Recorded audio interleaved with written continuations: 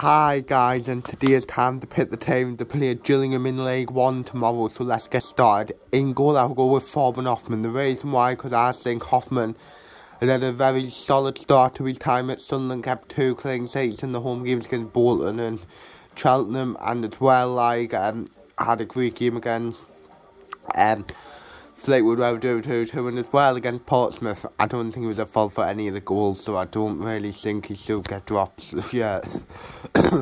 Right back, Carl Winchester. That was Winchester's worst performance of the season away against Portsmouth 2 weeks ago. But factoring in how good he's been, and with Huggins being out for 3 months towards the same, I think Winchester should get given the benefit of the doubt and be allowed to continue at right back, as he's been brilliant this season so far. So yeah. Right centre back Tom Flanagan. He was another one who had the worst game of his season against Portsmouth, but he's another one who's been that good this season. I think doesn't deserve to be dropped, and I don't really think Bailey Wright helped him out as well. So yeah. Left centre back Callum Doyle. The reason why I do think we should bring Callum Doyle back in for Bailey Wright. The reason why, because it just made sense. To be honest, it made sense to bring back against Portsmouth. I do want Wright to play. The reason why is because he's a better defender than Wright, like I think he is, and as well he's left-footed and can play out from the back. While we want to play out from the back, Wright isn't a good defender to do that. He's decent at no nonsense and stuff like that, but playing out from the back, no. And he's left-footed, and as well when Jamasi gets back for that left side, it should be Doyle or Jamasi playing the left side, the defending as the flanker, Alvarez and right, not too right-footed. So yeah. Left back then is Sirkin. The reason why I actually thought Sirkin was our best player against Portsmouth. He was the only one that tried to actually make something, and as well as being fantastic as well. Like he got 2 assists I think in 8 games. After the first year he started, and he's getting better and better. His game was unlucky not to score against Portsmouth to get a consolation. So yeah. First centre mid, Luke O'Nien. The reason why Corey Evans is injured again. First of all, I just hear I want on centre midfielder in January, especially with Luke O'Nien playing injured. So Luke O'Nien, who again is technically injured, just gets played because there's nobody else to put there, and with there's no one to play right back either. So O'Nien's still in there by default. But let's just say what he can do. So yeah. Then next to him, Dan Neil. The reason why. It's been criminal that Dan Neil's been dropped the last 2 games, really, if we're being honest. The fact that he got against Cheltenham, it was fine, but the fact that he didn't come back against Portsmouth, even we're getting at him on, was a joke. He's our best centre midfielder who can pass a ball, he can do whatever like he wants, and he will go far in his career. He's been brilliant so far this season, personally our best player, and I think that Dan Neil will come back in on the team league and should be our first centre midfielder on the team league and should never be dropped again.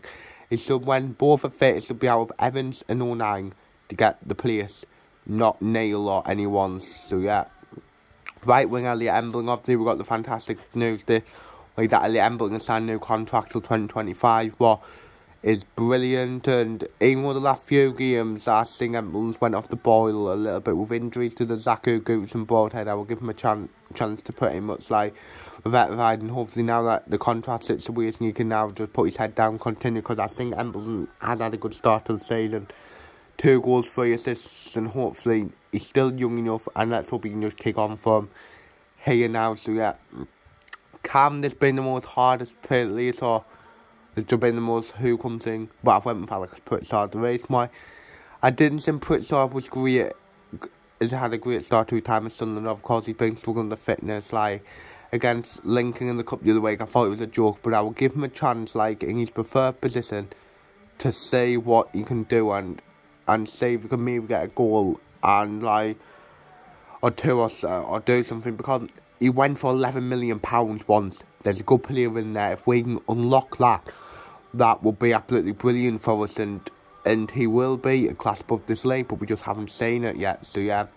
Left we need McGeady. Of course, the Zaku and Gooch is out. McGee's a doubt, but they said he's winning his battle to play what's good. But I think that McGee's got to come straight back in, or if, for example, Gooch fit McGeady isn't, whoever's straight back. But McGeady, the last few games was a lot better before he got into Mr. Portsmouth game. Got 2 assists against Cheltenham, got a goal against Fleetwood, and got an assist against that, and was being a lot better.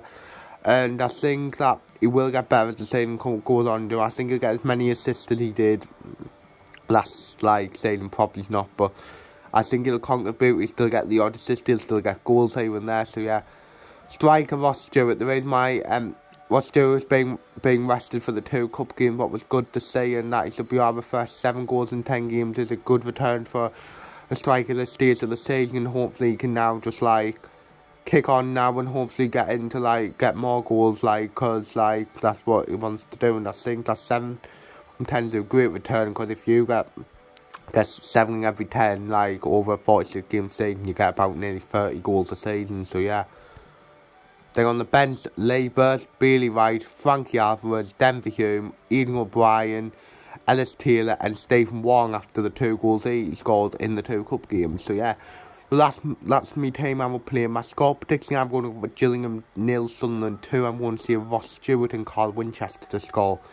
So yeah, so that's the end of the video. Hopefully you've enjoyed it. Like, subscribe, view, comment and say yeah.